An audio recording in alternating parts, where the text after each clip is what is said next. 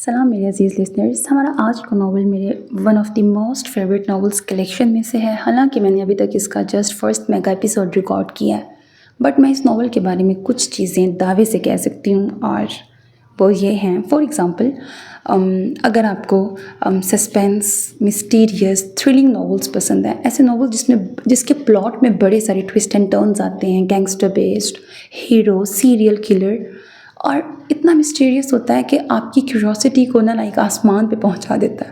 आपको समझ नहीं आती कि आगे क्या होगा, या आप इतना क्यूरियस होते हो कि आप सोचते हो आगे ये होगा और वैसा वैसा कुछ भी नहीं होता, कुछ अलग ही टर्न्स आते हैं। मतलब इतना इंगेजिंग, इतना इंटरेस्टिंग, सस्पेंस से भरपूर है that I can't even tell you. तो पहला एपिसोड रिकॉर्ड करने के बाद ही मुझे अंदाज़ा हो गया कि भाई ये नावल तो मेरी मोस्ट फेवरेट नावल्स कलेक्शन में जाएगा। बहुत अरसे से आप लोग लॉन्ग नावल स्टार्ट करने की भी रिक्वेस्ट कर रहे थे, so here is an all in one novel for all of you. मेरे कहने पे उस नावल को ज़रूर सुनना है, मज़ा ना आया तो पैसे वापस।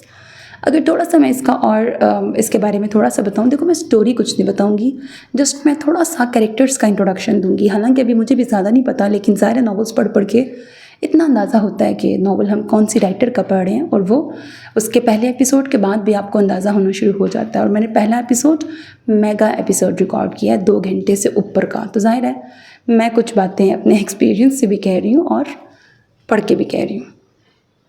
सो जी, नावल में बहुत सारे कैरेक्टर्स हैं। लॉन्ग नावल है क्योंकि, तो जाहिर है प्लॉट बड़ा स्ट्रॉन्ग है, कहीं कोई लूप होल्स आपको नज़र नहीं आएंगे।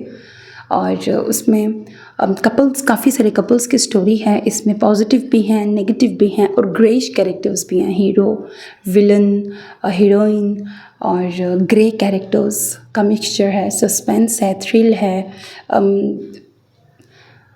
गर्ल स्मगलिंग है और ड्रग्स वगैरह की भी डिस्कशन है। हाँ, सबसे बड़ी बात ये कि नावल को स्टार्ट करने से पहले राइटर ने खुद भी वो वार्निंग दी हुई है कि अगर आप इसलिए मुझे लग रहा है कि ऐसे जिस तरह दश्ते वहशत था, मैं उससे कंपेयर नहीं कर रही क्योंकि बहुत चेंज है, कुछ भी नहीं मिलता आपस में, लेकिन ये थीम ज़रूर मिलता है।